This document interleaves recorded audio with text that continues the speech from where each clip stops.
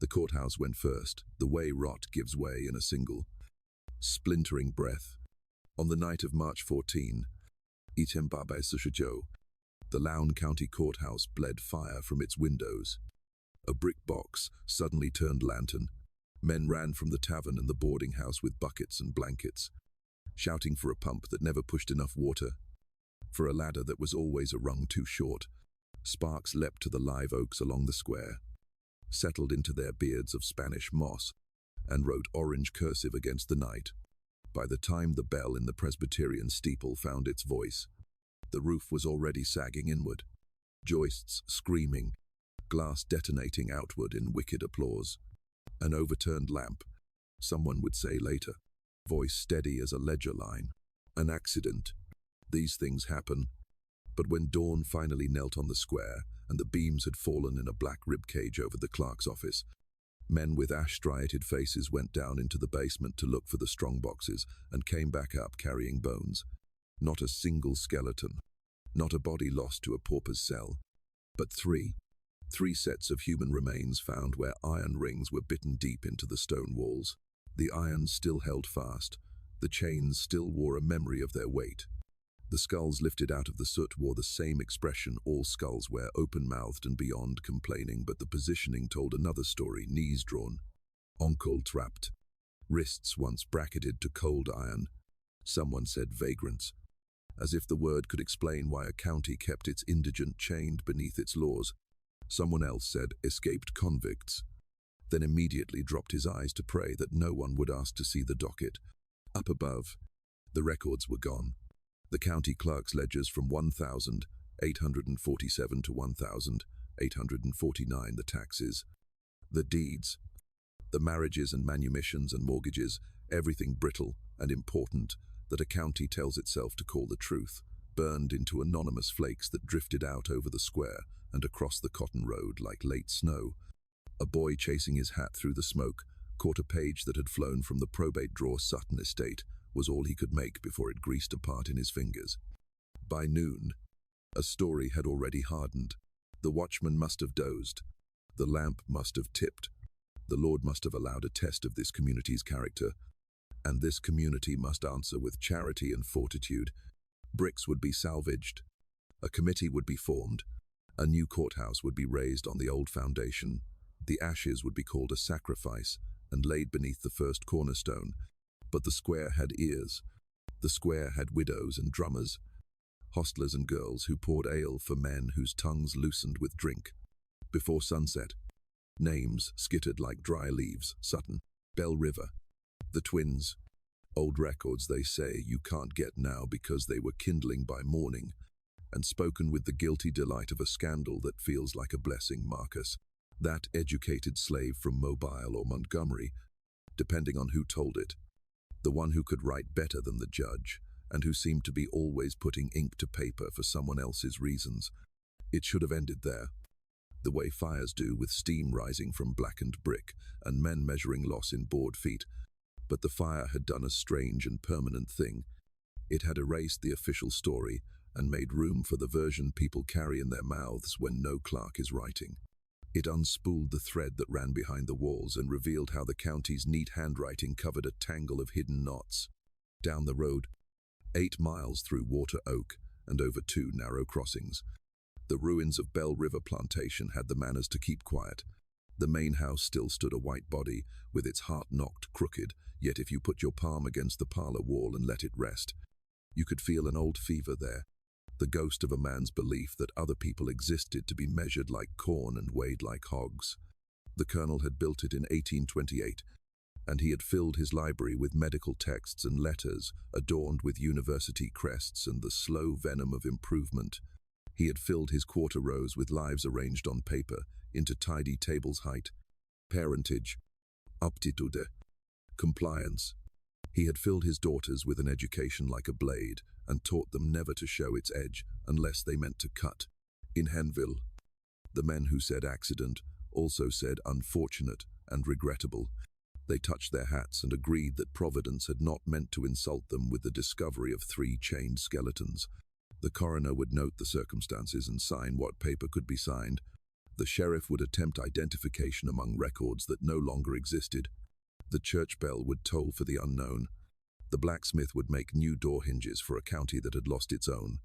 But whispers fed on the vacuum where the records should have been. Do you remember the twins in the morning dresses? Do you remember how that doctor wouldn't meet your eye when you asked about the colonel's heart? Do you remember the day the auctioneer in Hanville sold an educated man for far more than cents allowed? And how some folks said the buyers paid not with money, but with a plan? By supper time on March 15, the square had decided on a set of things that might be true. The courthouse burned by mischance. The bodies were unfortunate trespassers. And if old Breenidge looked troubled when he thought nobody watched him, it was the smoke hurting his eyes. Best to leave the Sutton talk to women in kitchens and men whose debts had made them brave. And yet, truth has a way of refusing commands. It leaks, it stains. It will sit in the rafters of the mind until the heat rises again and the pitch begins to weep. A northern visitor, passing through 3 weeks later with a trunk of pamphlets bound for Mobile, stopped his team on the square and asked a boy to water his horses. What happened here, he wanted to know. The boy, who had caught a corner of Sutton Estate as it came apart in his hands, answered with the brief economy of someone who suspects a trap. The courthouse burned. Sire, records gone. But some records don't mind burning. The visitor tipped him a coin and drove on with a new and private respect for the South's capacity to say everything and nothing at once. Behind the neat facades and the storefront politeness, a different county kept its hours. In that county, overseers kept notebooks where discipline looked like arithmetic. Doctors pronounced on matters of the heart without finding the poison at the bottom of a cold coffee cup. Lawyers read wills whose conditionals sounded like the clack of a trap. Marry as we wish, bear as we demand, or everything you are becomes a number in a ledger for men who talk about science. And in that county's shadows, an educated man with careful hands and a shut face learned how to become both a mirror and a blade. The official account, when the judge returned from Mobile to recreate it, and fit on a single page: fire accidental, probates and deeds lost, measures to be undertaken to reconstruct from memory. Grand words about civic duty padded the emptiness where names and dates should have been. He borrowed a phrase from scripture and called the calamity a trial by fire. Men nodded. They had been tried. They would be found equal to the test. The unofficial account never found paper in 1849, but it found memory, which is hungrier. It remembered a funeral in February 1847 where the twins wore black before anyone told them to. It remembered a will read in a study that smelled of lamp oil and paper-sick dust. It remembered the colonel's library, which knew more about breeding than about mercy. It remembered an auction square where a man named Marcus put his eyes on 2 women who needed him. And how need can be another word for danger. Give the county this, it understood pageantry. It rebuilt its courthouse on the old foundation, wrapped itself in speeches, and held a picnic the day the first case was heard in the new room. They invited the reverend to pray prosperity back into the ledger books and let a schoolteacher's choir sing a hymn about new mercies every morning. But even as the first witness swore to tell the truth remained elsewhere, thin as smoke, bright as ash, ready to slip under doors no lock could command. History behaves like that in places where power learns to burn its paper. The burned paper comes back, brittle but legible, from trunks found in attics no one thought to search, from letters slipped into hymnals, from the memories of people who had been told to forget. It returns in the mouths of granddaughters who have questions, and in the hands of men who once kept careful notes because they knew someone, somewhere, would need to be believed. If you kneel beside the courthouse cistern and close your eyes, you can still hear it, the sound fire makes when it eats its way through a record, not a roar, but a dry, approving murmur, as if it knows it is being useful to someone.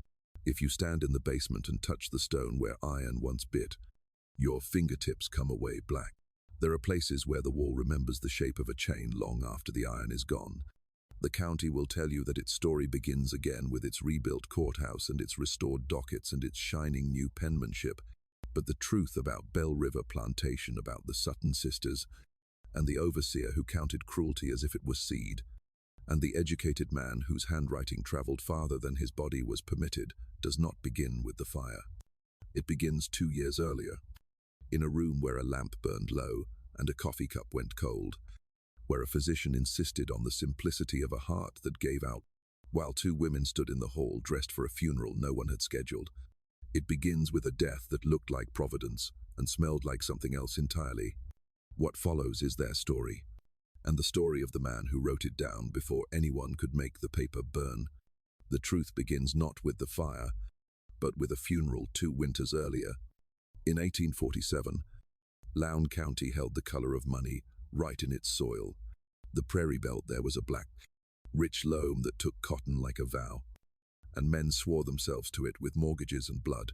Long, straight rows radiated from the white columned houses, as if the houses themselves were suns and everything growing merely obeyed their light. Freight wagons groaned toward Mobile. Notes were extended in Hanville's brick front banks, and the talk on courthouse steps braided weather, with price, with rumor. The 3 strands that held the planter's world together. If you were born to it, you learned to read the horizon for rain, a factus face for deception, and a whip's tone for compliance.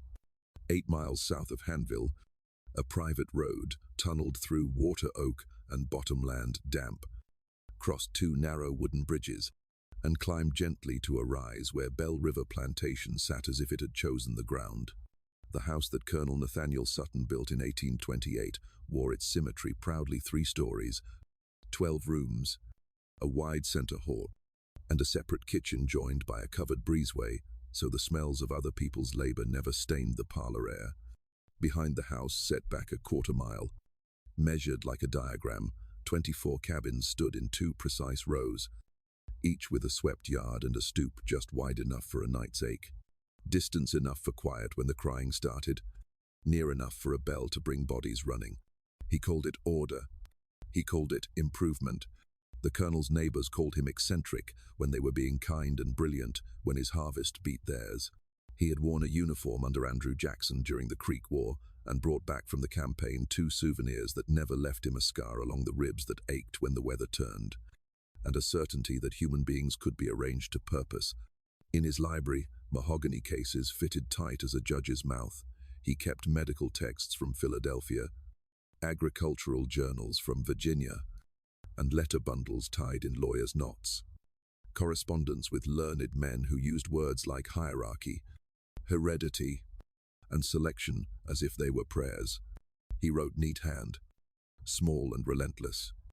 In heavy books bound in leather, he measured people the way other planters measured acreage height. Chest, wrist, parentage traced 3, sometimes 4 turns back. Temperament scored in margins with cold little slashes. He believed in breeding. He believed improvement had a ledger and a yield. In 1824, he purchased a young woman in Charleston for a price that made even the dealer blink.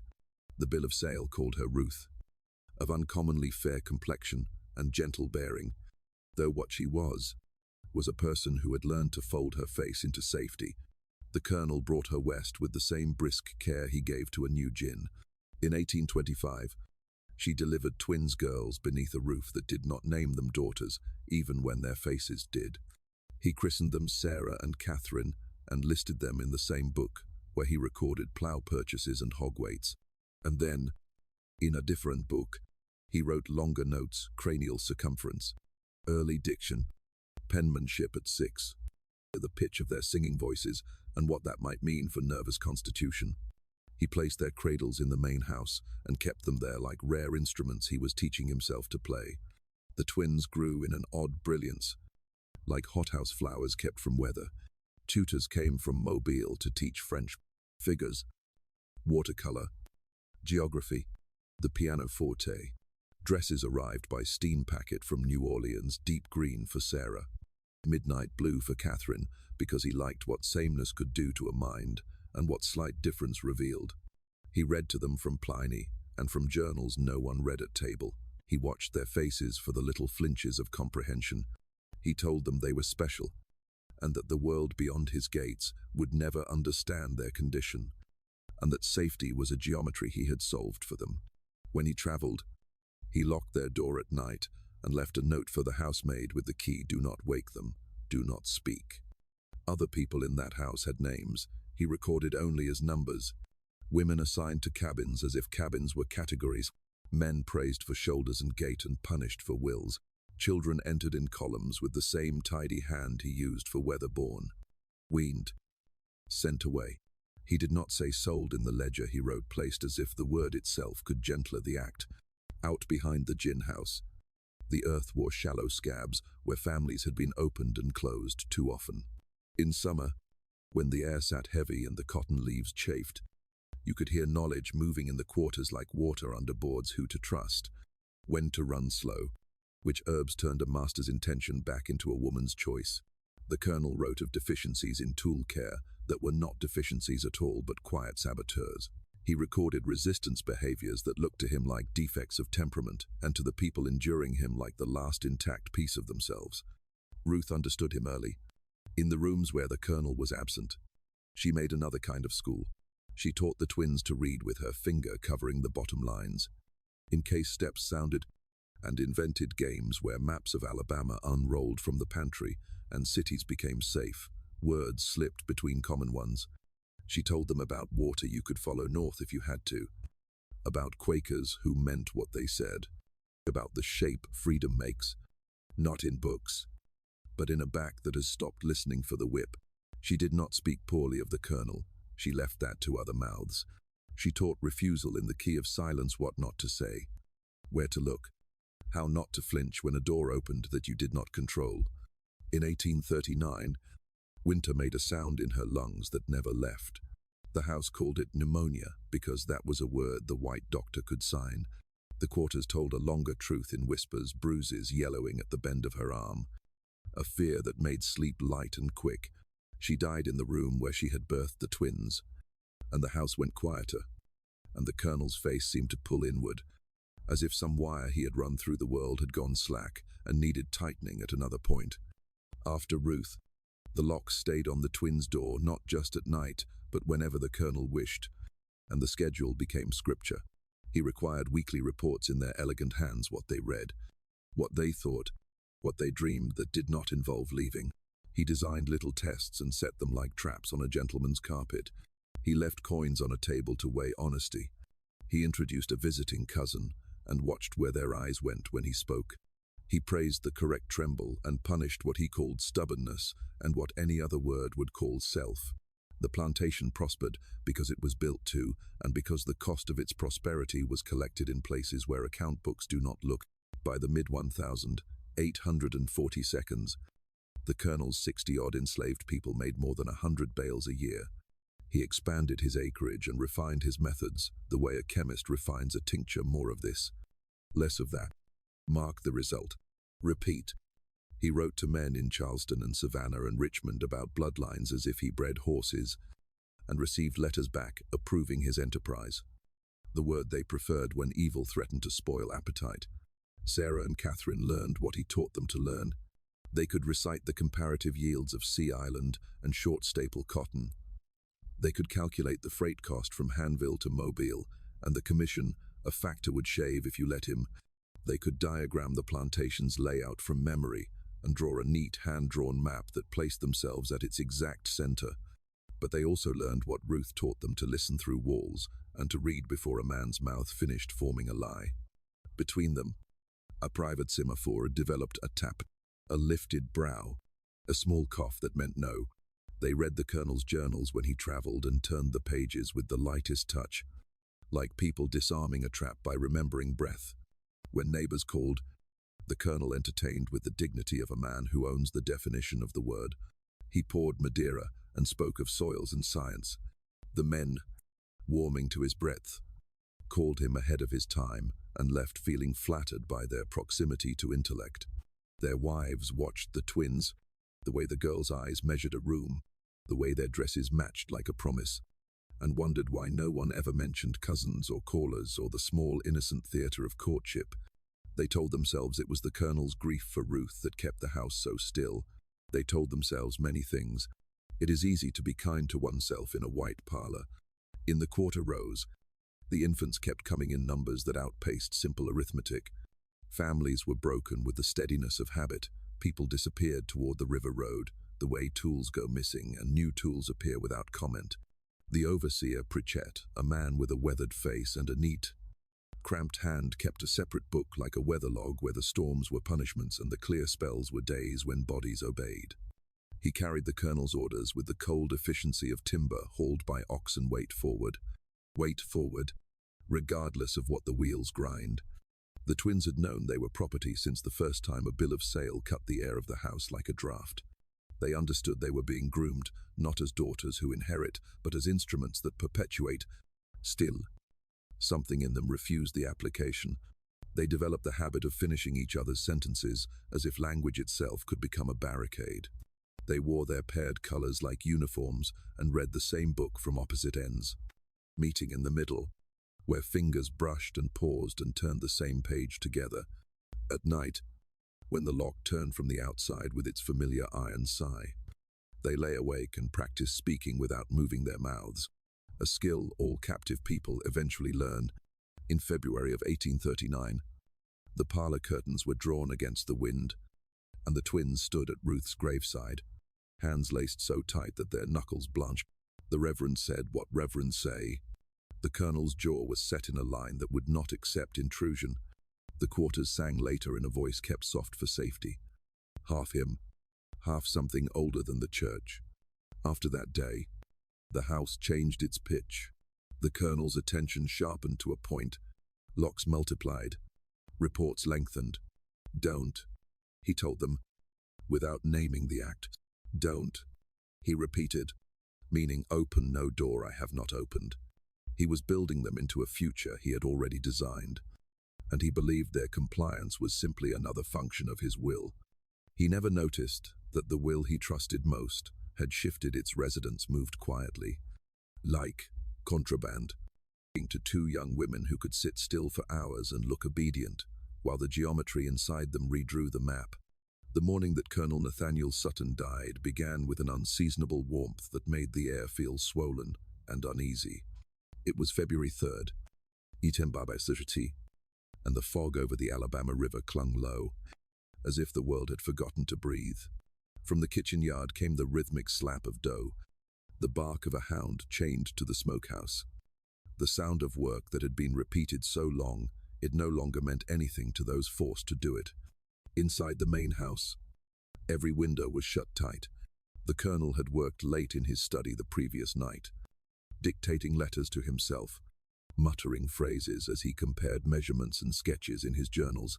His last correspondence, addressed to a physician in Charleston, still lay half-finished on the desk when dawn came, its final sentence trailing off in a sharp, broken line. I have made certain arrangements regarding the future of my daughters, which must be executed precisely as stipulated, for their own protection and for the preservation of my life's work. Should any person attempt to. The ink ended there, as if his hand had suddenly forgotten how to obey. At 10 o'clock, Jonas Pritchett, the overseer, knocked on the study door. When no answer came, he pushed it open. The curtains were drawn, the lamp still burned, and the air smelled faintly of iron and coffee. The colonel sat slumped in his leather chair, one hand resting on a ledger, his head turned slightly to the side. His mouth hung open in the half-smile of someone interrupted mid-thought. Pritchett touched his wrist cold, stiff, waxen. He called for Dr. Amos Grayfield, who arrived from Hanville 2 hours later, his horse splashed with mud and impatience. The doctor's diagnosis took less than a minute. Hartzeitsuche, he declared briskly. Man was in his 50s, overworked, overfed, and overproud. I warned him about his caloric temperament. The heart simply gives out. But certain details did not fit this tidy story. The untouched supper tray, the half-drunk cup of coffee with a faint glittering sediment at the bottom, the unfinished letter, the absence of any sign of struggle. When the doctor leaned close, a trace of something bitter rose from the cup, not the smell of coffee gone stale, but the faint, acrid whisper of something that didn't belong. Out in the hall, the twin daughters waited, Sarah and Catherine, both 22, stood side by side in matching black dresses that no one had told them to wear. They held hands as if they were one body balanced between two minds. Neither cried. Their faces were pale but calm, as though they had already rehearsed this moment. When Dr. Greyfield came out of the study, wiping his hands on a linen cloth, they spoke before he could. "Doctor," Sarah said, her tone measured and oddly formal. "The funeral will be held 3 days hence. We've already sent word to Reverend Yates. Mr. Osgood, our father's attorney, is expected from Mobile tomorrow evening." Greyfield blinked. "My condolences. But, young ladies, you cannot," Catherine's voice cut in, smooth and controlled, "until the estate is settled. Mr. Pritchett will continue as overseer under our direction. We thank you for your attendance." The doctor hesitated. "You'll need guidance, Doctor," Sarah said softly. "We have been guided all our lives." Outside, the enslaved field hands stood in rows, their eyes lowered when word spread that the master was dead. No one cheered, but neither did they mourn.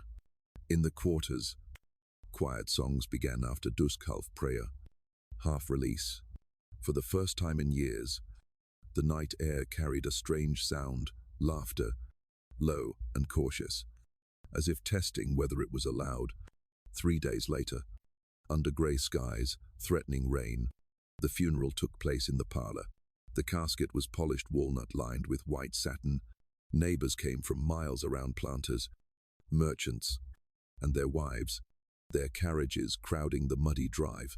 The Reverend Yates delivered the eulogy, praising the Colonel's scientific curiosity and devotion to progress, words that made Sarah's jaw tighten.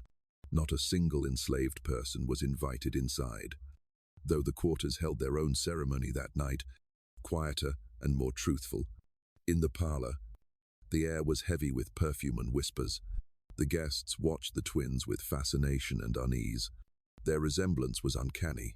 Even their grief looked rehearsed. When the Reverend finished, Sarah stepped forward. "Thank you all for honouring our father," she said. "We ask only for your prayers as we continue his work, his legacy of discipline, order, and knowledge." The phrasing made several guests exchange puzzled glances. Continue his work. What work did two unmarried women intend to continue? That evening, after the mourners had gone, the twins sat alone in their father's study. The desk had been cleared, the body removed, but the scent of him lingered, a mix of tobacco, ink, and something metallic. The fire burned low. Pritchett knocked softly before entering. "Miss Sarah." The attorneys arrived.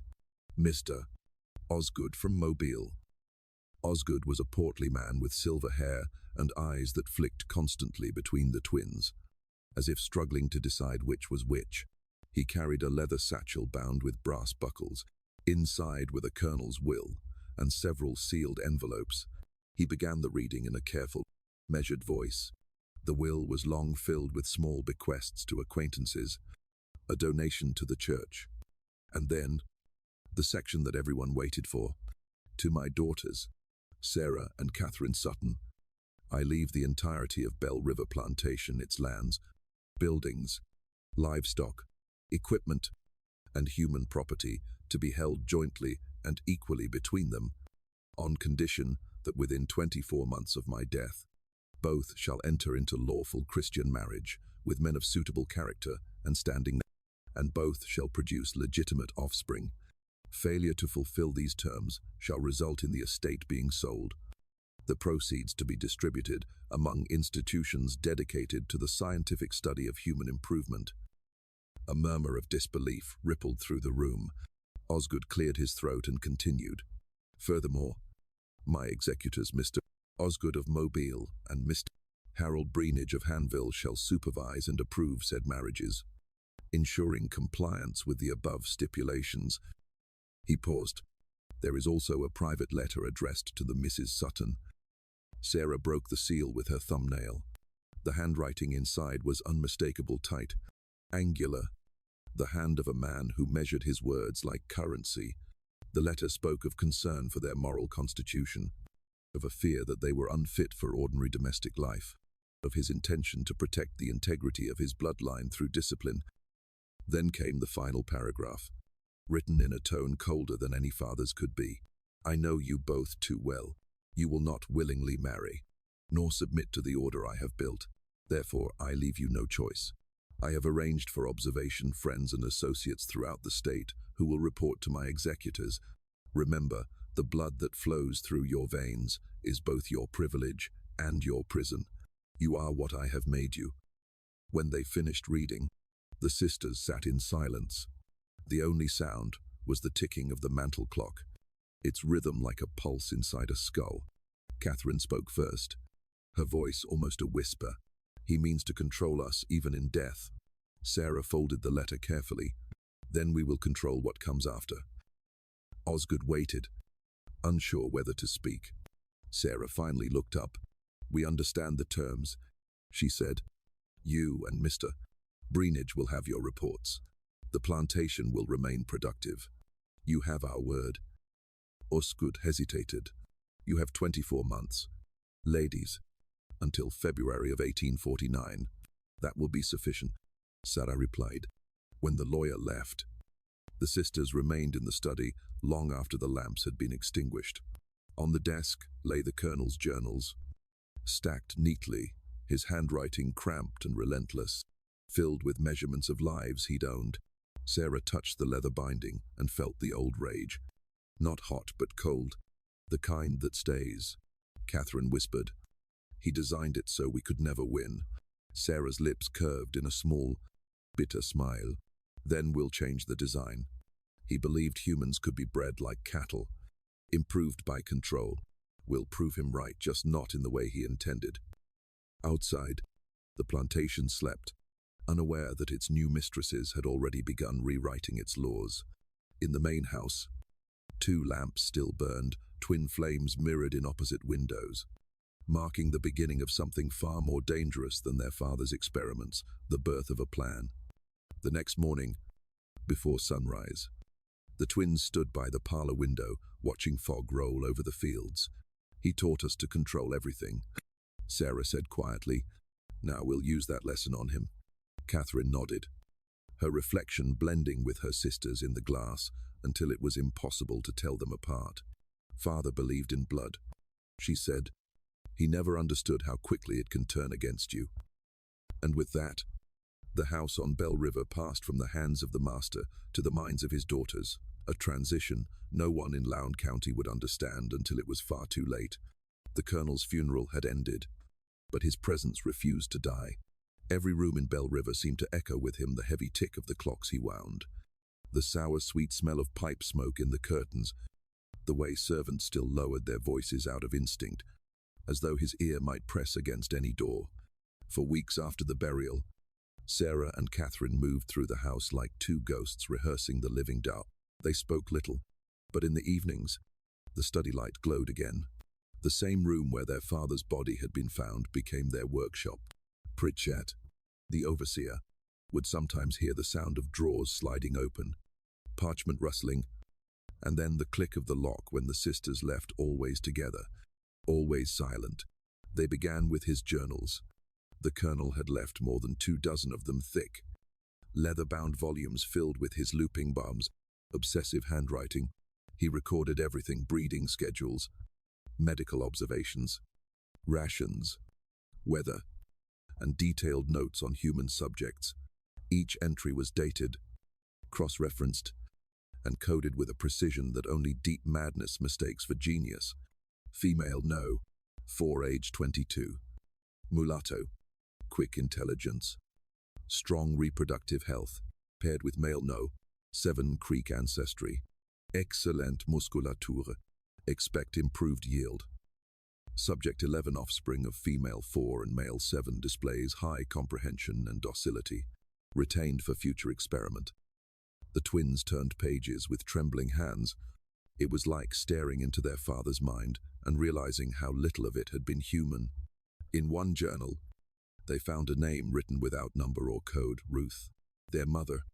At first, The entries read like property reports. Ruth, age 19, purchased Charleston, faire complexion. Then the tone shifted, clinical curiosity shading into irritation. Ruth refuses compliance. Exhibits willful temperament. Teaching daughters beyond prescribed lessons. Intervention necessary. The final entry under her name came from 1,839. Illness persistent. Prognosis poor. Replacement required. Catherine pressed her fingers against the ink until it smudged. He wrote about her like she was a horse. Sarah's face had gone white. No, like she was a rival. They said nothing more for a long time. When they finally spoke again, their voices were low and measured, like surgeons deciding where to cut. He believed control was the highest form of love. Sarah said, he couldn't bear that she taught us to see, and now he's given us every weapon we need to destroy what he built. Catherine whispered. That night, they began reading everything. They opened ledgers of crop yields and cross-checked them with names in the breeding logs. They followed the colonel's letters to other planters, men in Mississippi, Georgia, and South Carolina, who wrote back with chilling camaraderie. Your method has promise. One read, we've seen similar results using forced pairings and diet control. Another bragged about scientific contributions to a medical college in Savannah. The plantation's success, its wealth, its spotless reputation, every bit of it was written in blood. But amid the horror, they also found something else: intelligence, resistance, small victories hidden in his own handwriting. He noted with frustration how certain women refused conception despite pairing. He wrote about tools sabotaged repeatedly. Though culprits unidentifiable, he listed names: Caleb, Dinah, Isaiah, with notes like defiant spirit and infectious influence among others. He never realized that what he called defect was rebellion disguised as survival. Among those names, one appeared again and again: Ruth. Ruth continues to influence others, teaching letters, spreading insubordination. Found drawings in daughter's notebooks depicting maps, source likely Ruth. Punishment ineffective. The twins sat in silence, the candle burning low. She fought him, Catherine said softly, and she lost. Sarah answered, then we'll finish what she began. In the weeks that followed, they studied every scrap of their father's research. The work that had enslaved others now became their key to understanding his methods and how to undo them. Sarah noticed patterns: the way he categorized people, the logic of ownership disguised as science. He thought humanity could be bred like perfection into cotton, she said one night, but he forgot that even cotton will rot if the soil turns against you. Catherine, sharper and more ruthless, saw opportunity. He left us a map of every cruelty committed here. That means he also left us a record of power. If we understand the system, we can control it. Control, Sarah murmured, the word he loved most. Catherine smiled thinly. And now it's ours. By early spring, the plantation's rhythm had changed. The twins began inspecting the accounts themselves. They learned which merchants in Hanville extended credit without questions, which inspectors could be bribed, which ministers turned a blind eye to sin if the donation plate was heavy. The men who came calling expected fragile, grieving girls. What they found were women who spoke in numbers and contracts. Rumors spread quickly. Those Sutton girls are peculiar, the merchants whispered, cold as marble and twice as hard. But the twins were not trying to charm anyone. They were building something, a scaffolding of deceit, to hold up their father's collapsing empire until they could decide what to do with it. They spoke often at night, seated at the desk where the colonel had died. We can't lose Bell River, Catherine insisted. If we sell it, his records scatter, his crimes vanish with the ashes. And if we keep it, Sarah asked, we become what he was, not if we change what it stands for. And how do we do that? By playing his game better than he ever could. Catherine opened a ledger and pointed to the final clause in the will. We have 24 months to marry. But he didn't say whom we must love, only that the men must meet certain criteria. Sarah frowned. You mean to find someone compliant? I mean to find someone we control, the way he controlled everyone else. They both fell silent, hearing only the wind moving through the live oaks outside. Somewhere beyond the trees, a whip cracked once, sharp and clean. In April 1847, opportunity arrived in the form of an auction notice in the Hanville paper. For sale property of the late Granville estate, 23 Negroes, including one male, Marcus, aged 28, literate, skilled in bookkeeping and tutoring, no record of rebellion. Educated slaves were rare and dangerous. Most planters avoided them, but the description caught Sarah's eye immediately. Educated, she said aloud, a man who can read, write, keep accounts, too risky. Catherine replied, you heard what happened at the Walker plantation. A literate slave forged passes for half the quarter. Sarah tapped the paper, or too useful to waste. 3 days later, they rode to Hanville with Pritchett to acquire additional domestic staff. They dressed in mourning blackened veils, proper, distant, untouchable. On the auction platform, men stood in rows, stripped of identity, displayed like livestock. The air buzzed with the monotonous chant of bids, the clink of coins, the whine of the auctioneer's voice. Then Marcus was brought forward. He stood taller than most, his posture erect, his expression unreadable. His skin was pale bronze, his eyes sharp. Unlike the others, he did not look down. His gaze swept the crowd with quiet calculation. Property of the Granville estate. The auctioneer barked, trained as a tutor and bookkeeper. Reads, writes, figures, starting at $1,000. The crowd muttered, too high for a man they feared might think too much. Educated niggers are trouble. Someone shouted, you'll be sorry. Sarah leaned slightly toward Pritchett. Bid. He hesitated. Miss Sarah, this ain't do it. Eleon Huna, Pritchett called. 13, counted a merchant from Montgomery. 14, 15. The merchant paused, weighing the cost. 15's madness for one man. 16, Sarah said softly. The gavel came down. Sold. Marcus was delivered to Bell River 3 days later. He walked the 8 miles from town, carrying only a cloth bag. When he reached the main gate, Pritchett led him up the drive to the house where Sarah and Catherine waited. They studied him in silence for several moments. He met their gaze, calm but cautious. You can read and write, Sarah said, not a question. Yes. Ma'am.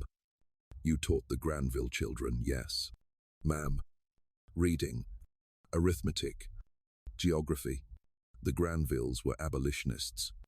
Catherine noted. Did they teach you their ideas as well? A flicker crossed Marcus's face, gone before it could be named. Mr. Granville believed all people possess minds worth cultivating, he said carefully. Sarah nodded slowly. Then you'll fit in here. We have work that requires a steady hand and a discreet tongue. He glanced between them.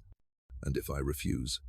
Ma'am, then you'll be sold south, she said, voice flat, where no one asks questions and no one cares about your handwriting.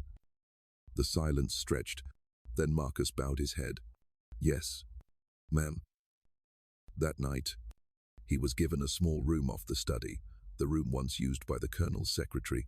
He unpacked his few possessions, including a hollowed-out Bible that contained, hidden between its pages, the coded notes he had kept for years, testimonies of cruelty, names of victims, dates of deaths. He had been sold before. He had survived by learning. But this was different. The women who owned him were not like any masters he had known. They looked at him not as property, but as a key, and he wondered, as he stared out the window toward the sleeping fields, whether he had been bought or chosen. Marcus entered Bell River as quietly as a letter slipped under a door, and the house seemed to inhale him, testing his edges, measuring his usefulness. The morning after his arrival, Sarah summoned him to the study. The same room where her father had died was now hers. Though she had changed nothing, his desk still dominated the space. His ledgers still lined the shelves. The only difference was the absence of tobacco smoke and the presence of sunlight through half-drawn drapes. "Sit," she said. Her tone was practiced calm, but it carried the habit of command. Catherine stood behind her, arms folded, watching as though judging not only Marcus but her sister's handling of him. "You kept books for the Granvilles?" Sarah asked. "Yes, ma'am. Accounts, inventory, correspondence. You were trusted with ledgers." Marcus allowed himself a small, careful smile. Trusted enough to know the difference between what was written and what was true. Catherine's eyebrow lifted at that. Sarah's pen paused mid-note. "You'll manage household accounts," Sarah said after a beat. "You'll prepare letters to our attorney, file plantation records, and keep copies. You will have access to the library and the desk, but you will not leave this room without permission. Do you understand?" "Yes, ma'am." "And, Marcus," she looked up from the ledger, "you are to forget everything that came before Bell River." He bowed his head slightly. "As you wish, Miss Sarah." That night, in the small servants' room off the study, Marcus unwrapped the hollowed-out Bible he had carried from the Granville estate. Inside, beneath Psalms and Proverbs, lay pages written in his tight, coded script names, dates, atrocities witnessed. He had hidden them for years, knowing that truth needed its own underground. He had seen everything a plantation could do to a body, and more importantly, to a mind. Yet Bell River unsettled him differently. There was discipline here, yes, but also silence. Not the quiet of submission, but the kind of silence that listens. The next days revealed a pattern that both intrigued and alarmed him. The twins moved through the house like reflections of one another, same steps, same tilt of the head, but they divided their tasks with surgical precision. Sarah handled money and correspondence. Catherine inspected the fields and oversaw the domestic staff. Together, they ruled with a calm efficiency that unnerved both the enslaved workers and the white neighbors who came to call. They never contradicted each other in public. When one spoke, the other watched, nodding faintly at exactly the right moment. To outsiders, it appeared harmony. To Marcus, it looked like two minds negotiating a secret through glances. A week later, Sarah brought him the first ledger to copy. It contained the colonel's detailed records of cotton yields and births among the enslaved population, written in the same hand that had logged his daughter's lessons in French and geometry. As Marcus transcribed the figures, he recognized the structure immediately, the same clinical system he had seen in other breeding program plantations, only more organized, more obsessive. But here, someone had added annotations in a different ink. Deceased pneumonia. Runaway believed escaped via river. Subject, #3 shows resistance to assigned pairings. The marginal notes were unmistakably female handwriting, precise. Smaller, newer than the colonel's. He looked up. "Who made these additions?" Catherine glanced over his shoulder. "We did." "Why?" "To understand," Sarah said simply. "If we know how he built his system, we can dismantle it or use it." Marcus studied their faces. "And which are you planning to do?" They didn't answer. That night, Sarah called for him again. "I want your opinion," she said, pointing to the ledger. He tracked every trait as though people were cattle. Intelligence, obedience, fertility. "If you were ordered to continue this, could you?" Marcus's throat tightened. "No, ma'am." "Why not?" "Because I was one of the numbers once." Her gaze lingered on him. "Then you understand the records better than anyone." "I understand what they cost," he said quietly. For a moment, she looked almost ashamed. Then her expression hardened again. "We can't change the past, Marcus, but we can decide what becomes of it." Weeks passed. Marcus learned that Bell River's rhythms ran on 2 clocks, one public, one private. By day, the sisters managed their late father's empire with impeccable decorum, receiving merchants, inspecting crops, dictating letters to Osgood. By night, behind locked doors, they dissected the colonel's work with the cold logic of scientists studying a disease. Sometimes, When Sarah read an entry aloud describing a pairing experiment, Catherine would flinch. Sometimes she would laugh a brittle, wrong sound and pour more wine. "Tell me, Marcus," she asked one evening, "why do you think men like our father write everything down, so they can pretend what they did was knowledge?" He said. She studied him over the rim of her glass. And what if knowledge could be turned against them? It was in early May when the sisters began speaking openly of the will. The 24-month deadline pressed closer with every page they turned. "The will requires marriages," Sarah said, "but it never defined love. We can choose men who are desperate," Catherine added, pacing the floor. "Old, weak, indebted. Men who will sign what we tell them to." Marcus looked up from the desk. "You mean to marry strangers?" "Not strangers' tools," Catherine corrected. "Our father left us none but his own methods."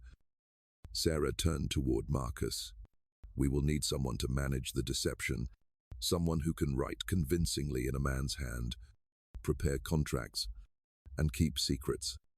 Marcus felt the ground shift beneath him. "And if I refuse?" Catherine's voice was almost kind.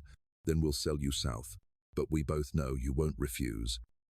He didn't answer. He couldn't, because somewhere beneath his fear, another thought had taken root. What if he could use their scheme to expose the system itself? Over the following weeks, the strange alliance solidified. Marcus kept ledger, forged signatures, drafted letters. In return, Sarah allowed him unrestricted access to the colonel's journals under supervision. At night, when the house slept, he copied passages in his coded shorthand and hid them between the pages of his Bible. He wrote of the twins' intelligence, their impossible calm, their growing cruelty toward the world that had shaped them. Yet, sometimes, when Catherine looked at the fields at dusk, her face softened, and sometimes Sarah lingered over the ledger of the syphilis cases her father had caused, her jaw tight with guilt. They were not innocent, but they were aware, and that awareness fascinated him more than it should have. Late in June, a thunderstorm broke over Bell River, shaking the house. Sarah stood at the window watching rain hammer the earth flat. "He said the blood in our veins was both our privilege and our prison," she murmured. But he was wrong. Privilege can be repurposed. Prison walls can be mapped. Marcus, standing behind her, said quietly, "And when you've mapped them, then," she said, "we walk out, and the gate closes behind us forever." Catherine's voice came from the shadows of the room. "Not just behind us, behind every man who thinks as he did." Outside, lightning split the sky, white against black. For the first time, the thunder that followed sounded less like fear and more like a warning. By July 1847, Bell River moved like a living experiment, the plantation breathing according to the rhythm of three people who trusted one another only enough to survive. Sarah, Catherine, and Marcus had entered a quiet conspiracy, each certain they were the one in control. The house itself seemed to reflect their deception. By day, it gleamed polished floors, well-fed visitors, orderly fields. By night, the study became something else, a laboratory of secrets. Three minds bent over the same desk, each seeing a different future in the same set of ledgers. The twins had stopped pretending grief. To the neighbors, their composure after their father's death was admirable, if cold. To the slaves in the quarters, it was frightening. Two women who never raised their voices, who never smiled, but whose orders carried the same unspoken weight as a loaded pistol. For Marcus, life in the main house was both privilege and prison. He ate better than any man in the quarters. He slept beneath a real roof. He even had books to read, though each one was a reminder that his freedom hung on the edge of someone else's plan. Still, every night he wrote. His coded journal grew thick with notes, accounts of cruelty he'd seen, and new cruelties he now suspected. Yet his pen sometimes hesitated when describing the sisters. They were monsters born of another monster's hand. Yes, but there were moments when humanity flickered between them like light behind shuttered windows. The scheme began to take shape. The will demanded 2 marriages to men of suitable character and standing. That meant men, the executors, Osgood and Breenidge, would approve. The sisters knew they couldn't delay forever. Sarah drew up a list of candidates from neighboring counties, widowers, aging planters, merchants seeking respectability. They didn't need husbands, they needed signatures. Sarah's plan was the more strategic of the two. She wanted a man indebted or disreputable enough to agree to anything in exchange for marriage into the Sutton name. Catherine's approach was colder. She wanted a husband who would die soon. "If one of us must be bound," she said one night, pouring wine with steady hands, "better to be bound to a corpse." Sarah didn't argue. She'd learned not to when Catherine's tone turned that precise. But plans required executioners, and that was Marcus's role. He forged letters of interest to potential suitors, drafting each in elegant handwriting disguised as the twins. He prepared financial documents to impress the executors, showing the plantation's solvency. He managed correspondence between Bell River and the town, all under Sarah's direction. In exchange, she gave him information the kind no slave was ever meant to see. Maps of trade routes, copies of her father's letters to physicians and universities, receipts for purchases of specimens.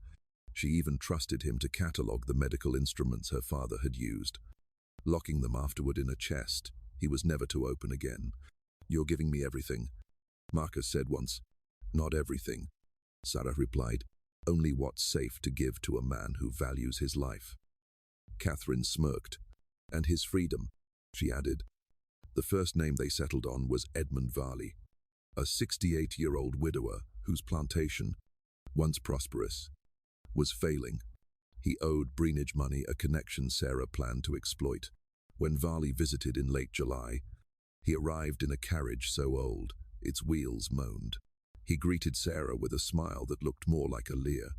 His gaze slid down her mourning dress and lingered too long. "You remind me of your mother," he said, voice thick. Sarah did not flinch. "I doubt that," she said evenly. He laughed.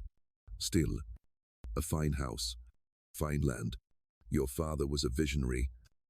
"Visionaries stay alone," Catherine murmured.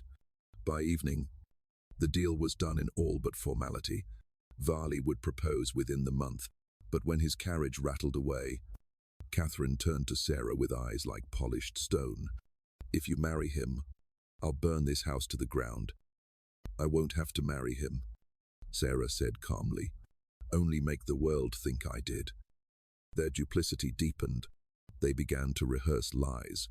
Sarah practiced the tone of a devoted fiancée. Catherine drafted letters to Osgood describing progress toward marriage. Marcus forged Varley's replies. Each step was another layer of deceit pressed neatly into the colonel's legacy. Yet something else began to bloom in those long nights of conspiracy. Sarah had grown accustomed to Marcus's quiet intelligence. He never flattered, never begged, never feared her as openly as others did. When she asked his opinion, he gave it. When she ordered him to leave, he bowed and did so without resentment. That restraint unsettled her more than defiance would have. One night, she caught herself watching the candlelight trace the lines of his face as he read. She looked away quickly, angry at herself. Her father's voice whispered from the walls, "Weakness is desire disguised as mercy." Catherine noticed. She always did. "He's dangerous," she told Sarah. "Educated men always are." "So was father," Sarah replied. "Exactly my point."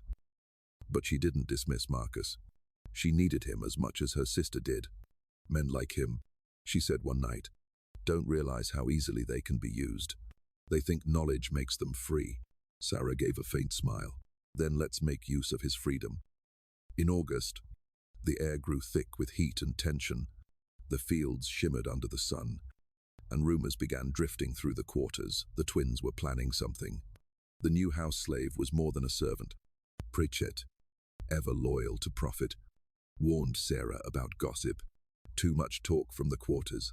Miss, maybe best to move him out back." "No," she said. "He stays where I can see him," Catherine added, "and where the others can see what happens when a man proves useful."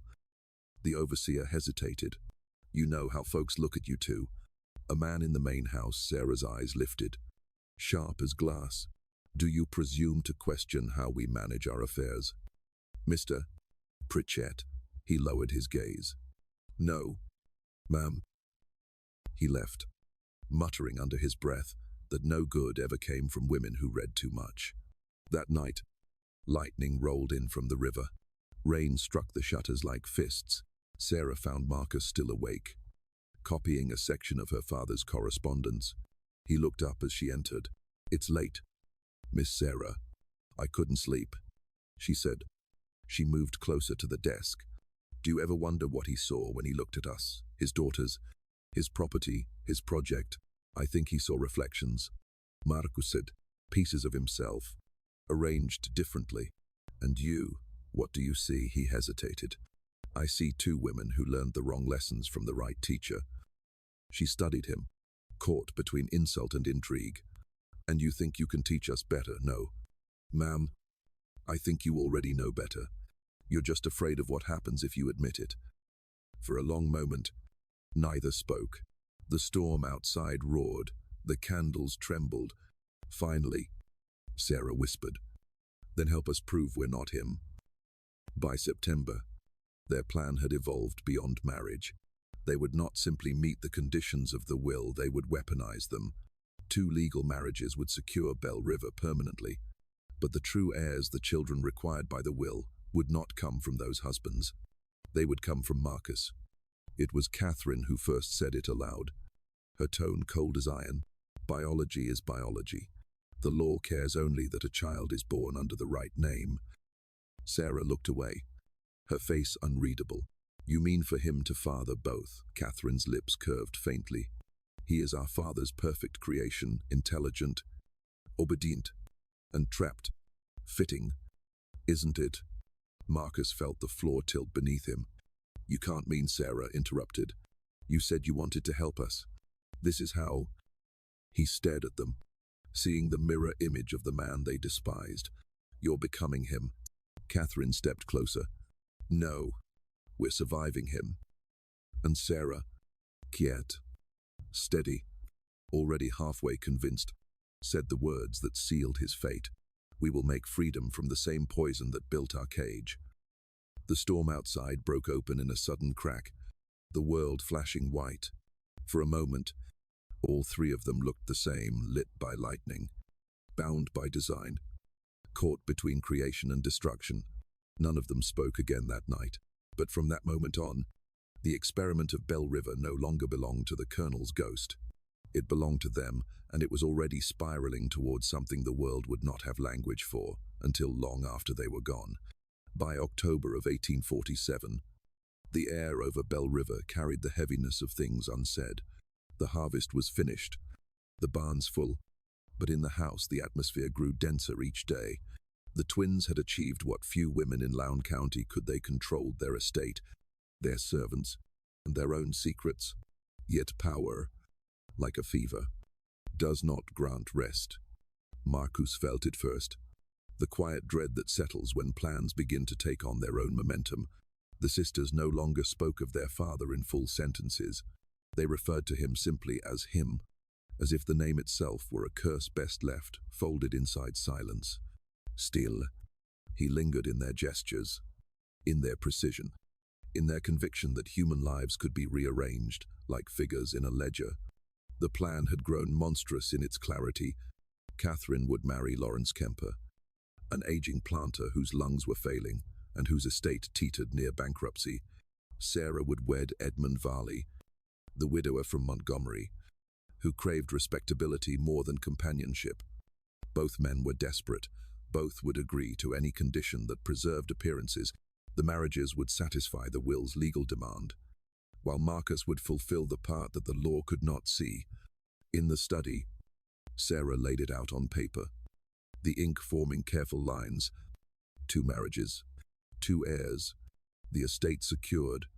Breenidge and Osgood will verify legitimacy through baptismal records we prepare. Marcus shall draft the documentation. The true lineage will remain hidden until we decide otherwise. She pushed the paper toward Catherine, who read it once and signed her initials with the same composure she might use to balance an account. Marcus, standing nearby, said nothing. He had long since learned that objection was useless. But that night, in the solitude of his room, he wrote in his coded journal, "They have inherited not his wealth, but his disease. They speak of freedom, yet build cages in the same shape as his.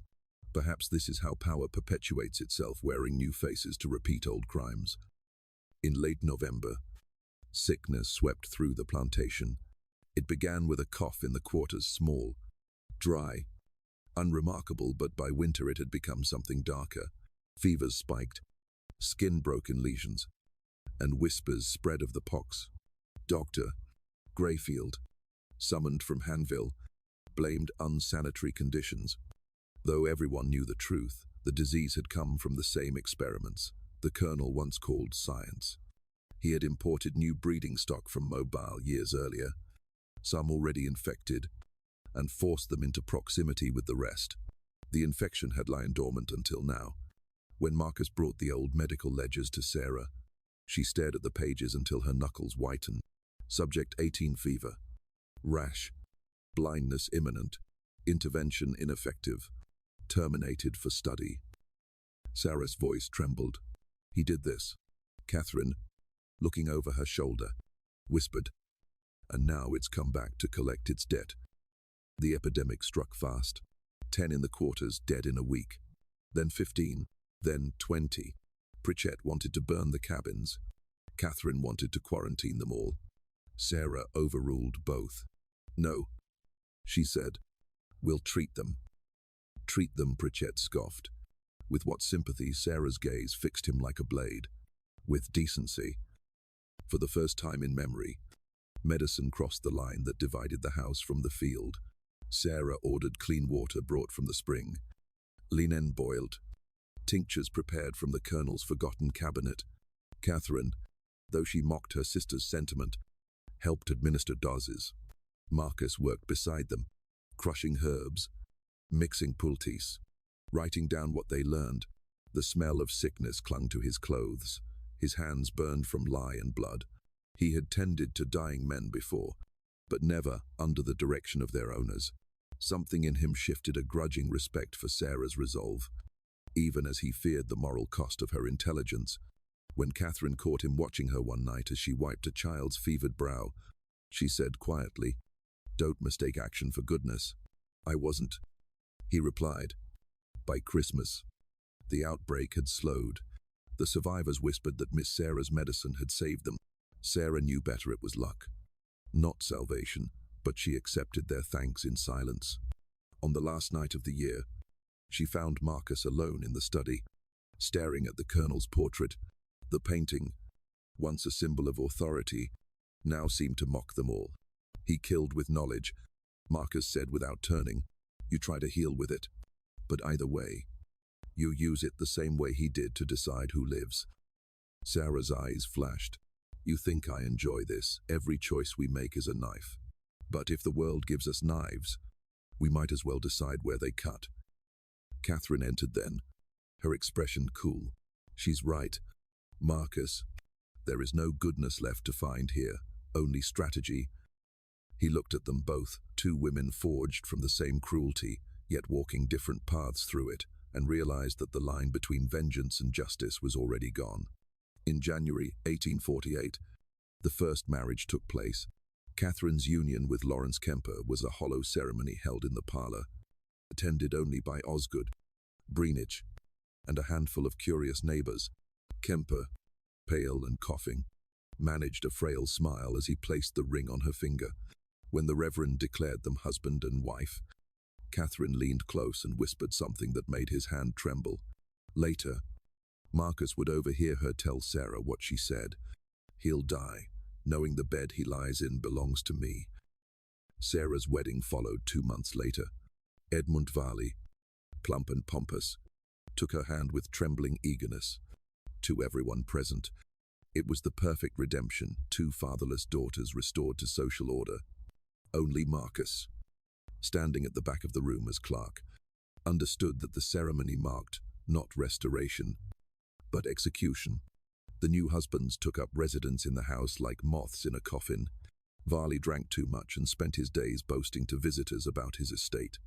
Kemper, too weak to travel, lay in a chamber off the West Hall, breathing in rattles, unaware that his medicine was laced with just enough laudanum to ensure he slept more each day.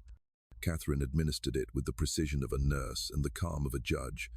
When Marcus found her one night beside Kemper's bed, watching his chest rise and fall, she said, "I learned this from father. Poison can be mercy, if you write it in the right ink." He recoiled. "You're becoming him." She smiled faintly. "No, I'm finishing him." By spring, both sisters were pregnant. The overseer called it providence. The townsfolk called it a miracle of obedience. Marcus called it irony, for in truth, both children carried his blood, not their husbands. He knew it. They knew it, and no one else ever would. At night, when the plantation slept, he lay awake, listening to the wind move through the oaks, the same sound he'd heard in every place where power dressed itself as morality. He thought of the colonel's words, "You are what I have made you," and realized they were now true for all three of them. Sarah, the scientist, Catherine, the executioner, and Marcus, the instrument caught between them. In June, Lawrence Kemper died. The doctor called it consumption. Catherine called it completion. At the funeral, she stood dry-eyed, veiled in black, her hand resting lightly on her abdomen. When Reverend Yates offered condolences, she said softly, "Death is merely a change of ownership." Sarah, now 6 months pregnant, flinched at her sister's words but said nothing. Marcus watched them both and wrote in his hidden journal that night, "If there is a God, he must find Bell River amusing the wicked, correcting the wicked. Sin birthing freedom, blood redeeming blood. Perhaps judgment is nothing more than a circle drawn too tightly around the same names." Outside, thunder rolled again over the river, as it had the night their pact was made. In its echo, the plantation seemed to whisper back the sound of 3 hearts beating toward consequences none of them could yet imagine. By the summer of 1848, the storm clouds over Bell River no longer gathered only in the sky. They built inside the walls of the house inside Sarah. Catherine and Marcus, each of them carried a secret heavy enough to sink a soul. Each believed they were steering their destiny. Each was wrong. Catherine's husband, Lawrence Kemper, was dead by August, a victim of consumption according to Dr. Grayfield's certificate, though those who looked at Catherine's calm expression at the funeral might have doubted that story. Sarah's husband, Edmund Varley, lived on, bloated and complacent, still convinced that the plantation's prosperity proved his masculine authority. In truth, every decision he bragged about was written first in Sarah's hand. Bell River's ledgers now bore a quiet symmetry, 2 widowed sisters, 2 pregnancies progressing on schedule, and an overseer whose loyalty was measured in gold rather than conscience. To the outside world, the Sutton estate was thriving again. Inside, it was quietly rotting from within. Marcus saw it in small ways. The way Sarah's eyes lingered on the window whenever she heard church bells from Hanville bells she would never stand beneath as a free person. The way Catherine touched her belly with both pride and revulsion, as if the life growing inside her were proof of both triumph and sin. He recorded it all in his coded script. The daughters of the colonel have fulfilled the law by defying it, yet victory has made them strangers to themselves. I am witness to the cost of rebellion when it uses the enemy's tools. As the heat deepened, illness began to creep again through the quarters, lingering traces of the earlier outbreak. Infections the treatments could not reach. Sarah ordered new medicines from Mobile. Catherine insisted on stronger rations for the pregnant women. Pritchett protested the expense until Sarah, her patience burned away, said simply, "Then take the cost from your own salary." For the first time, he didn't argue. The twins had learned to wield their father's authority better than he ever had, but they were no longer united in purpose. Sarah had begun to soften toward the enslaved, toward Marcus, toward something resembling conscience. Catherine, by contrast, had hardened into survival itself. She dangerous. Marcus said one evening as Sarah worked over the ledger. She thinks vengeance is freedom. Sarah's pen stilled. You think I don't. I think you know better. She looked up at him, then eyes rimmed red from sleepless nights. Knowing better doesn't mean doing better. We're women in a world built by men like him. We don't have choices. We have tactics. When September came, rumors reached them from mobile whispers of a northern abolitionist society gathering testimonies from escaped slaves. Marcus' pulse quickened. He thought of the documents hidden inside his Bible, the coded pages that might one day reveal what had happened at Bell River. He began copying again, carefully, using every spare scrap of paper he could find. Catherine noticed. What are you writing? She asked one night, stepping silently into his room. Accounts, he said quickly. Of what? Everything. Her gaze lingered on him for a long moment before she said, if those words ever leave this house, Marcus, they'll burn with you. He met her stare without flinching. Then you'd better hope I keep them close. October brought the beginning of unraveling. A merchant in Hanville, drunk on gossip, remarked that Sarah's pregnancy had advanced too quickly after her wedding. Within days, the story spread that she'd conceived before marriage, that her new husband was being mocked behind closed doors. When Edmund Varley stormed into the parlor demanding an explanation, Sarah didn't hesitate. She stood before him, 7 months pregnant, and lied with surgical precision. You knew before the wedding, she said coldly. We chose silence to avoid scandal. Do you think I would have married you otherwise? Varley sputtered, then froze. She had inverted the shame perfectly. He was now complicit in her supposed sin. By evening, he was drunk, and by morning, the story had changed again. Bell River's mistress had been wronged, not fallen. Pity replaced rumor. Marcus watched the performance from the doorway. You could have ruled an empire, he said quietly. I am, Sarah answered. It just happens to be built on bones. November 14th. Itenbabe Sushaba. At dawn, the house filled with the sound of labor. Sarah's screams carried down the hall, muffled only by the midwife's commands. Catherine stood at her side, her own belly heavy, her jaw locked. 18 hours later, a cry pierced the morning air. A girl, the midwife said, smiling faintly, small but strong. Sarah looked at the child, dark-haired, with skin pale enough to pass. Abigail, she whispered, after the grandmother we never knew. Catherine's turn came weeks later. Her labor was harder, the child nearly strangled by its own cord before breathing. A girl, the midwife said again. You're lucky. Catherine didn't answer. She only stared at the tiny face, darker than Sarah's child, and whispered, Ruth, she'll live free, even if I don't. The executors arrived before Christmas. Breenidge and Osgood examined the records. The births, the healthy plantations, all conditions met. Breenidge declared, signing his approval, Bell River now belongs entirely to the Sutton sisters. As the men left, Sarah leaned back in her chair, eyes hollow. The triumph she had imagined felt like dust. Catherine poured herself wine, watching her sister's silence. You wanted freedom, she said. Now you have it. Sarah shook her head. Freedom isn't ownership, it's escape.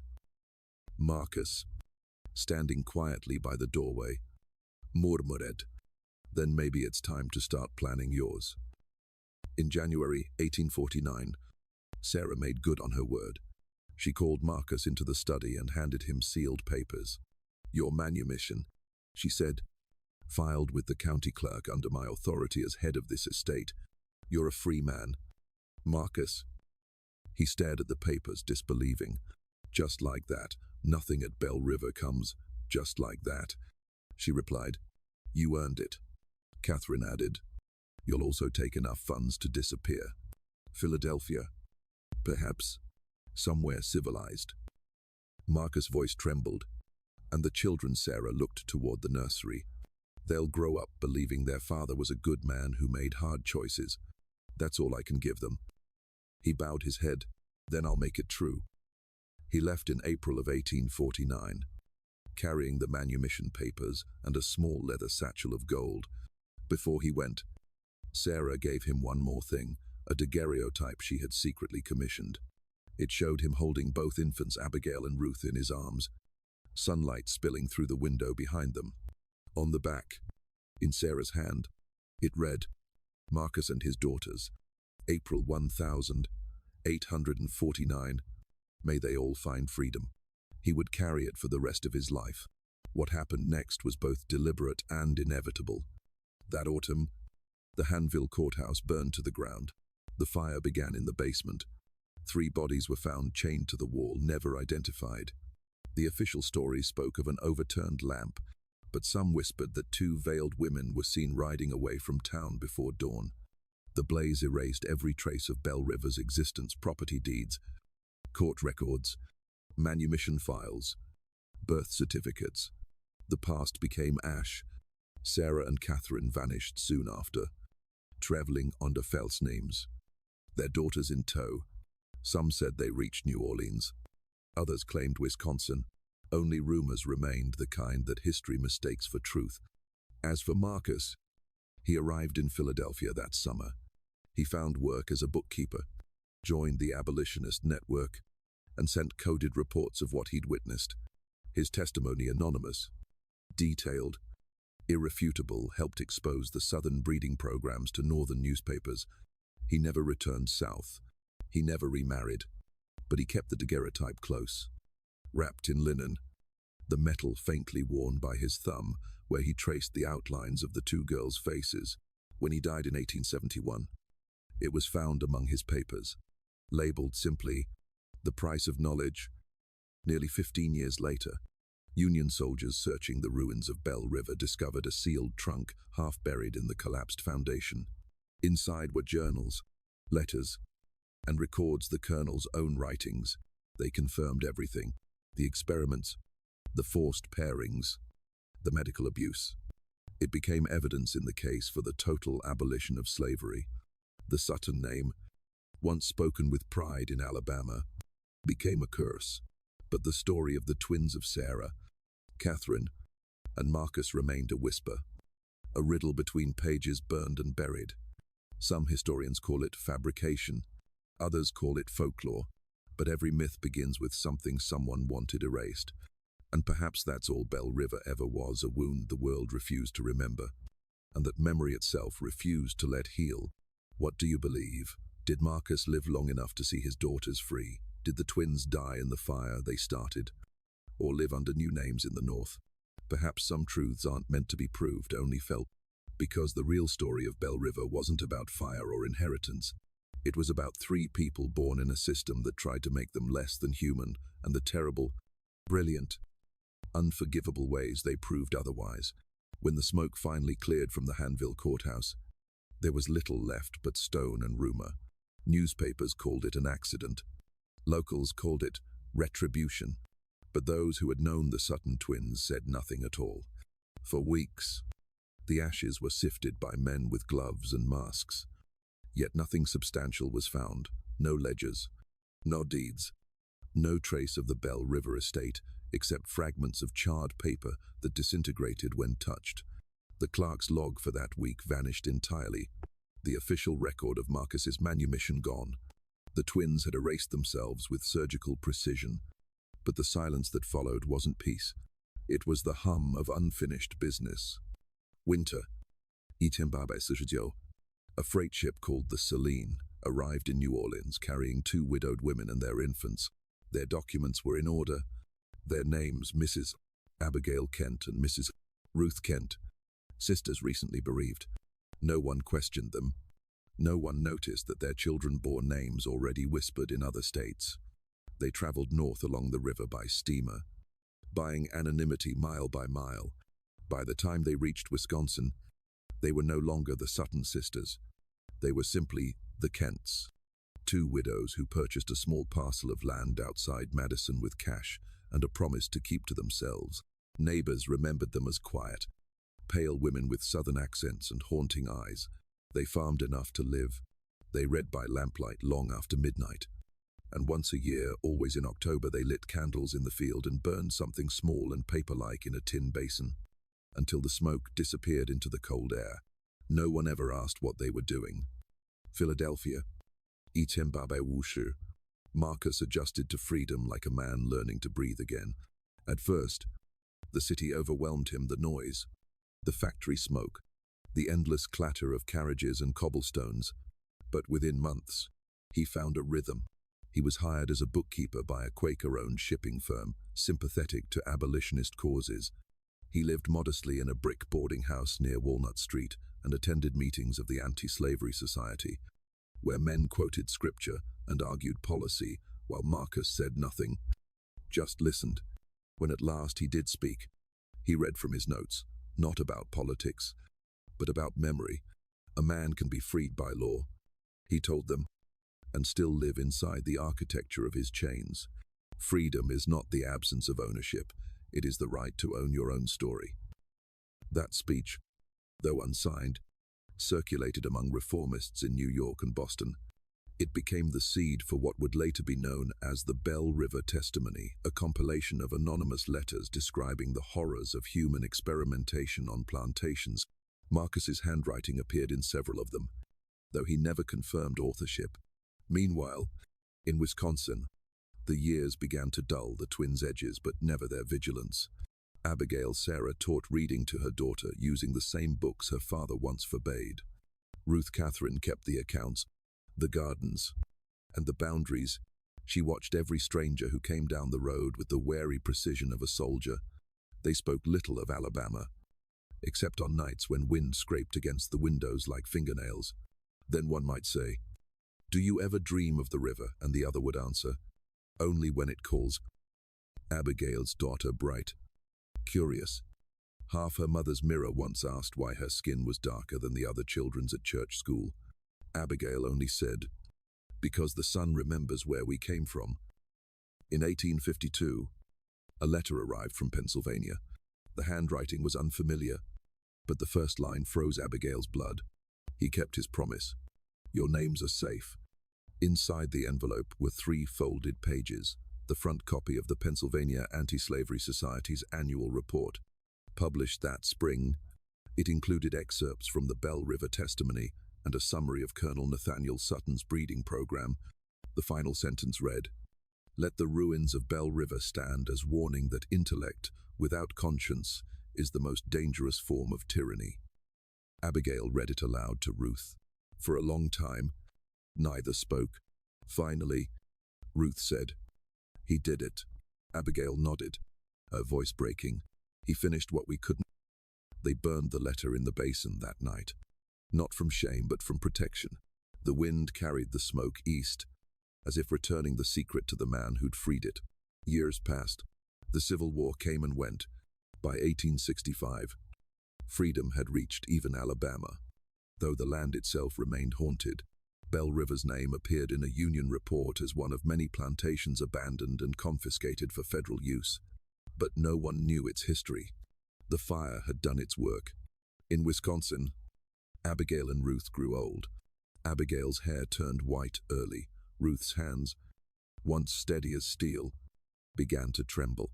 Their daughters married northern men, one a printer, one a teacher, and the Sutton name finally disappeared into ordinary life. Sometimes, in moments of reflection, Abigail would trace the edge of a small pieced, tarnished photograph kept in her dresser drawer. Marcus holding 2 infants, sunlight on his face. The image was fading, the silver dissolving into ghostly outlines. But to her, it was proof that something good had survived the fire. In 1863, a young Union lieutenant named Harlan Peters was sent to clear debris from abandoned Southern properties. At Bell River's ruins, he found a rusted lockbox buried under the corner of a collapsed fireplace. Inside were letters and ledgers sealed with wax, untouched by flame. He sent them north as part of an evidence cache for Congress's debate on emancipation. Historians would later cite them as crucial documentation of systematic abuse. None ever knew whose hand had preserved them. Marcus lived to see that day. He stood on the steps of Philadelphia's Independence Hall as the Emancipation Proclamation was read aloud. He was 62, his back bent, but his mind sharp. When the crowd cheered, it did not. He only whispered, "Too late for most, but not for all." He died in 1871, alone in his boarding room, the daguerreotype beside his bed. Neighbors buried him in an unmarked grave in Eden Cemetery. But weeks later, an envelope arrived from Wisconsin, addressed simply to the friends of Marcus. Inside was a note written in a delicate but familiar hand. "We are alive. The children grew. Tell no one our names. But know that the promise was kept." It was signed with two initials, A and R. More than a century later, in 1963, archivists cataloging abolitionist records in Philadelphia uncovered a box mislabeled Miscellaneous Correspondence. Inside were pages written in coded shorthand. It took linguists months to decipher, but when they did, they found the words that had outlived every name and every lie. The fire did not erase us. It baptized us. What was born of bondage shall end in truth. The document was titled simply Bell River Journal Marcus. Itimbabe Sujio. Even now, historians debate whether the Sutton twins truly existed. Some claim they were invented by northern propagandists. Others insist the courthouse fire, the ledgers, and Marcus's writings prove their story beyond doubt. But every so often, a visitor to rural Wisconsin reports seeing two adjacent gravestones in an old churchyard, marked only with weathered initials A, K, and R, K. Between them, half buried in moss, a small tin basin rusts beside a melted candle stub. When the wind passes through the oaks at night, it sounds almost like pages turning or like someone whispering from a place where truth and memory finally meet. By the dawn of the 20th century, the story of Bell River had nearly vanished, reduced to whispers, traded in farmhouses and libraries that smelled of dust and regret. Alabama had grown over the ruins with kudzu and silence. The courthouse site in Hanville was turned into a post office. No one remembered the fire. No one wanted to. But history never stays buried. It waits. Itin Jobaishar, a young graduate student from Columbia University named Eleanor Whitcomb, arrived in Philadelphia, researching unverified testimonies of Southern atrocities. She was 27, brilliant, and relentless. Her advisor told her the Bell River file was sensational nonsense. But she'd read Marcus's surviving journal in the Anti-Slavery Society archives, and something about it didn't feel like fiction. The handwriting was too precise. The details, too specific names of minor overseers, crop yields, weather records that matched almanacs. But what haunted her were the final pages, the ones that ended mid-sentence.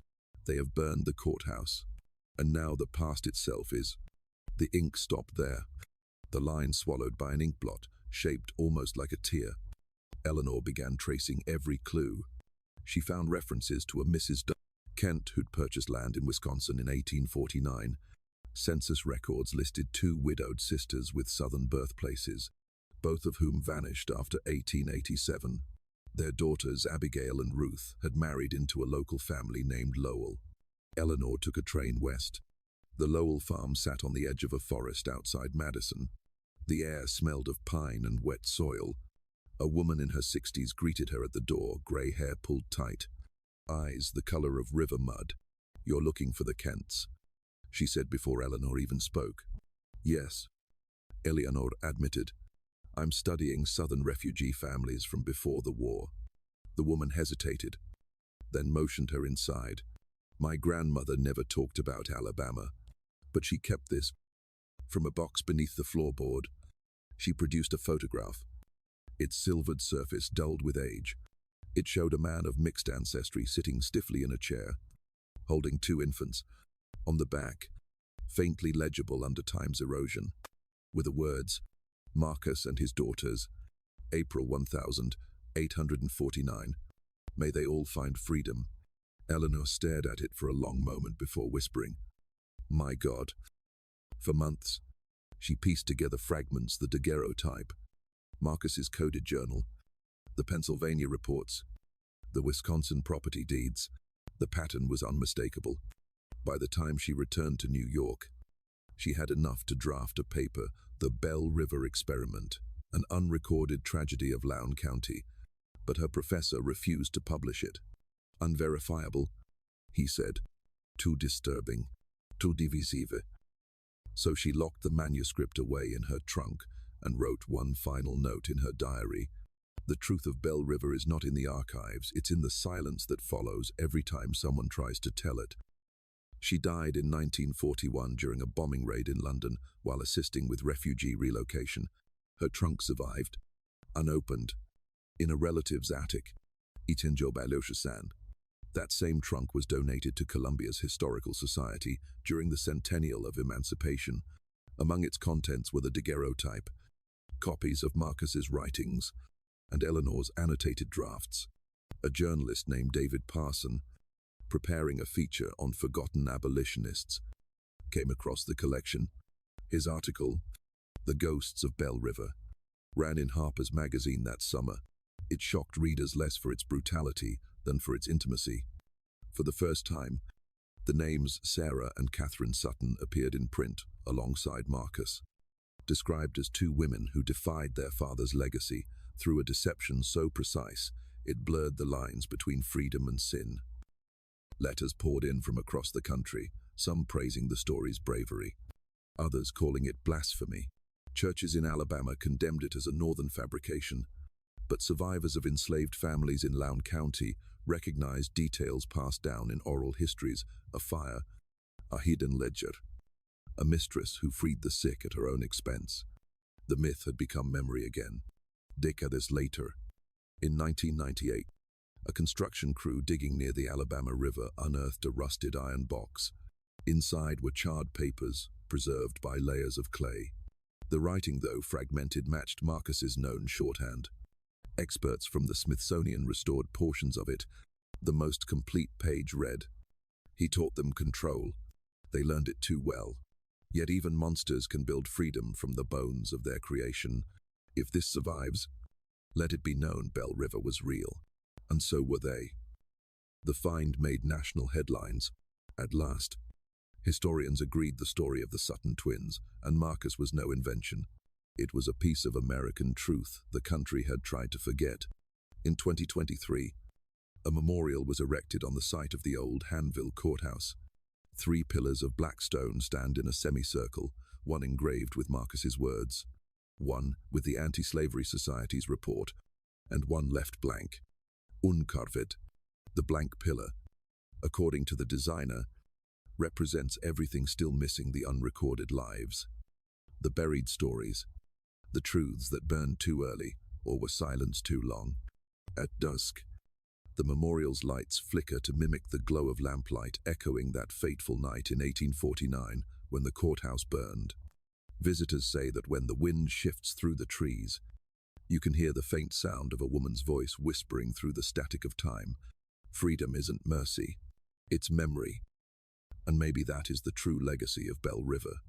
Not just a plantation's ruin, or a family's curse, or a rebellion disguised as obedience, but a reminder that the most dangerous truths are the ones built from love and fear at the same time. Marcus, Sarah, and Catherine each sought liberation through knowledge, power, and defiance, and each discovered the same thing: that freedom is never clean. It leaves ash. Yet, from that ash, a century later, strangers still stand before their names and feel the chill of recognition, because Bell River was not just their story, it was America's, and some fires, once lit, never go out.